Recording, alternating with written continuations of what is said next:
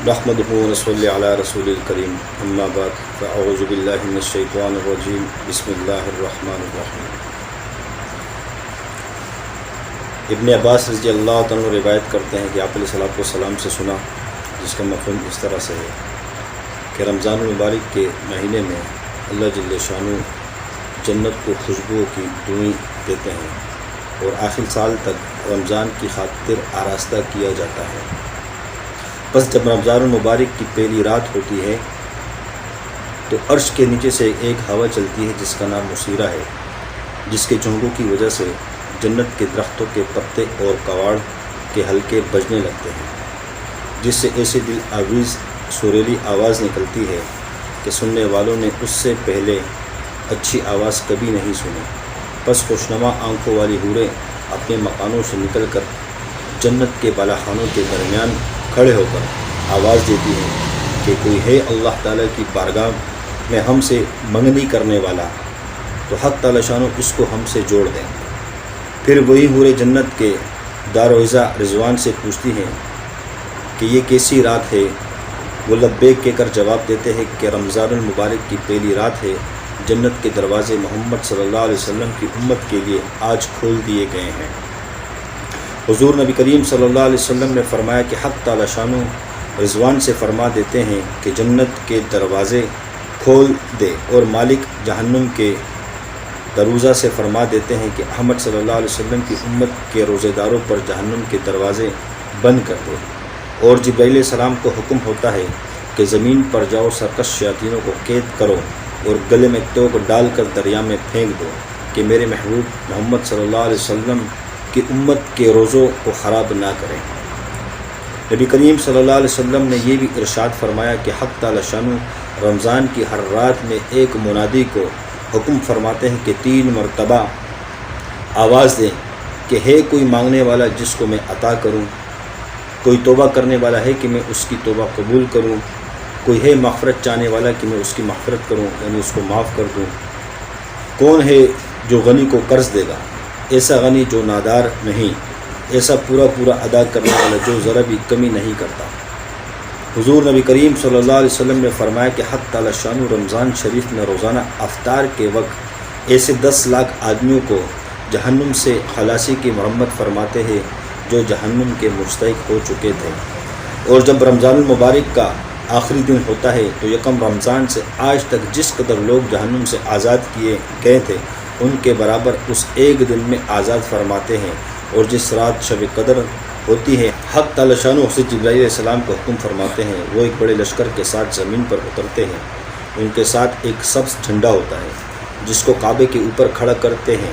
اور حضرت جبرائیل علیہ السلام کے 100 بازو ہیں جن میں سے 2 بازو کو صرف اسی رات میں کھولتے ہیں، جن کو مشرق سے مغرب تک پھیلا دیتے ہیں۔ پھر حضرت جبرائیل علیہ السلام فرشتوں کو تقاضا فرماتے ہیں کہ جو مسلمان آج کی رات کھڑا ہو یا بیٹھا ہو، نماز پڑھ رہا ہو یا ذکر کر رہا ہو، اس کو سلام کرے اور مصافحہ کرے اور ان کی دعاؤں پر آمین کہے۔ صبح تک یہی حالت رہتی ہے۔ جب صبح ہو جاتی ہے تو جبرائیل علیہ السلام آواز دیتے ہیں کہ اے فرشتوں کی جماعت اب کوچ کرو اور چلو۔ فرشتے حضرت جبرائیل علیہ السلام سے پوچھتے ہیں کہ اللہ جل شانہ نے احمد صلی اللہ علیہ وسلم کی امت کے مومنوں کی حاجتوں اور ضرورتوں میں کیا معاملہ فرمایا؟ وہ کہتے ہیں کہ اللہ جل شانہ نے ان پر توجہ فرمائی اور 4 شخصوں کے علاوہ سب کو معاف فرما دیا۔ صحابہ رضوان اللہ علیہ مجمعین نے پوچھا کہ یا رسول اللہ صلی اللہ علیہ وسلم وہ 4 شخص کون ہے؟ ارشاد ہوا کہ ایک وہ شخص ہے جو شراب کا عادی ہو، دوسرا وہ شخص ہے جو والدین کا نافرمان ہو یعنی والدین کی نافرمانی کرنے والا ہو، تیسرا وہ شخص جو قطع رحمی کرنے والا ہو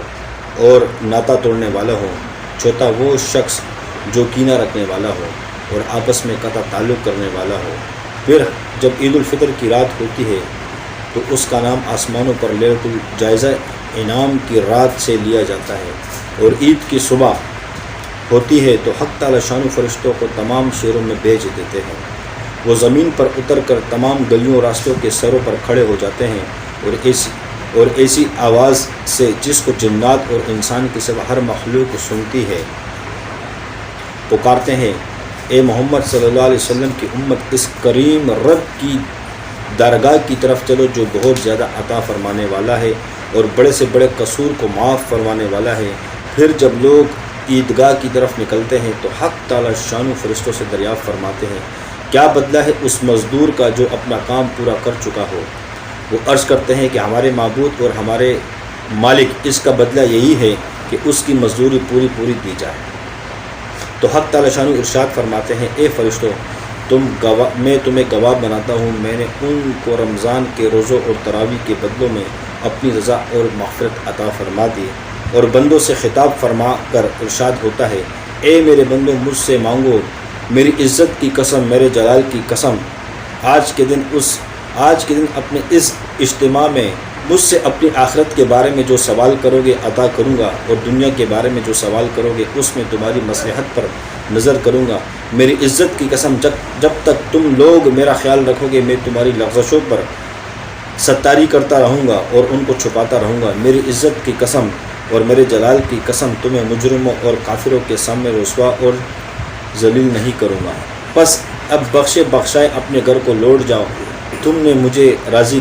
کر دیا اور میں تم سے راضی ہو گیا۔ بس فرشتے اس اجر و ثواب کو دیکھ کر جو اس امت کو افطار کے درمیان ملتا ہے خوشیاں مناتے اور کھل جاتے ہیں۔ اللہ پاک مجھے اور آپ کو رمضان المبارک کے روزے پورے اچھی طریقے سے رکھنے کی توفیق عطا فرمائے اور اعمال صالحہ زیادہ سے زیادہ اعمال کرنے کی توفیق عطا فرمائے۔